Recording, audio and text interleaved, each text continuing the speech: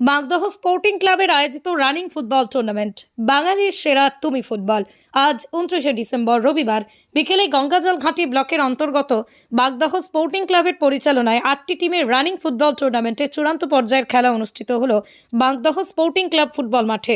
বিজয়ী দলকে 25,000 টাকা ট্রফি এবং বিজিত দলকে 20,000 টাকাও ট্রফি দেওয়া হয়। এছাড়াও প্রতি খেলায় man of the match, man of the series, best defence, best goalkeeper এছাড়াও নানা পুরস্কার দেওয়া হয়।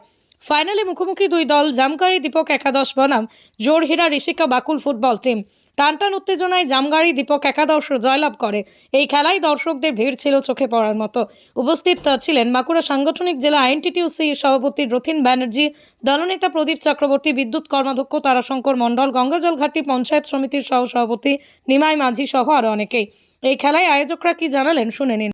বাগদহ গ্রামীণ ফুটবল টিম যেভাবে এলাকার মানুষকে আনন্দ দেয় প্রত্যেক বছর, সেই প্রত্যেক বছরের হাজার হাজার দর্শকের মনে আনন্দ দিয়েছে। এই ক্লাব শুধু ফুটবল খেলা নাই, সমস্ত জনসেবামূলক কাজ এরা করে থাকে। এই ক্লাবের সার্বিক মঙ্গল কামনা করি। এদের ক্লাবের ছেলেরা সত্যিকারের খুব ভালো ছেলে, আগামী দিনে এরা আরো ভালো কাজ করুক এইটুকুই আশা করি। কিন্তু মানুষের একটা মেলবন্ধন হয়, শরীর চর্চা হয়, মেধা শক্তি বাড়ে। এটা আমাদের 17তম বর্ষ পদার্পণ করলো।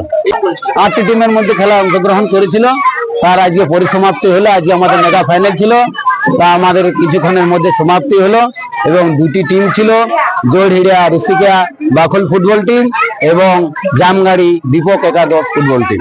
জামগাড়ি দীপক একাদশ সিনিয়র এবং রানার হচ্ছে জোড়হিরা ঋষিকা বাকুল ফুটবল টিম। আমরা চাই যুব সমাজকে, আমরা যেভাবে দীর্ঘদিন ধরে খেলাটিকে এগিয়ে নিয়ে যাচ্ছি, আমাদের যে সকল ইয়ং ভাইয়েরা যুব সমাজ আছে তাদেরকে আমরা চাইবো যে মাঠের মধ্যে এসে প্রতিদিন যেন তারা ফুটবল খেলে, আমাদের ক্লাবেরও উন্নতি হয় এবং আমরা পাশাপাশি যে সকল অঞ্চল বা গ্রামগুলি আছে তারাও যেন আমাদের থেকে কিছু শিক্ষা নেয় যে বাগদহ গ্রামীণ স্পোর্টিং ক্লাব প্রতিদিন ফুটবল মাঠে ছেলেরা প্রতিনিয়ত ফুটবল খেলতে যায়।